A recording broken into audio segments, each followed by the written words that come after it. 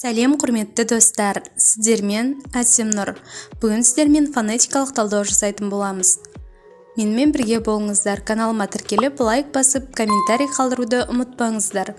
Фонетика тіл дыбыстарын зерттейтін ғылым. Толығырақ алдыңғы тақырыптан көре аласыз. Қазақ тілінде 42 әріп, 37 дыбыс бар. Буынның 3 түрі бар: ашық, тұйық, бітеу. Келесі тақырыпта буын түрлеріне толығырақ тоқталатын боламыз.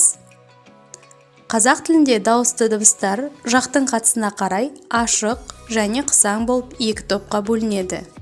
Ерін мен езудің қатысына қарай еріндік және езулік болып бөлінеді. Фонетикалық талдау үлгісі келесі үлгідегідей. Мысалы, өсімдік сөзі. Сөзде 7 әріп, 7 дыбыс бар. 3 буын бар: Ө ашық, сім бітеу, дік бітеу буын. Ө дауысты ашық, еріндік жіңішке. С дауыссыз қатаң. Дауысты қысаң, езулік жіңішке.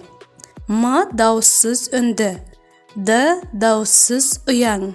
Дауысты қысаң, езулік жіңішке. К дауыссыз қатаң.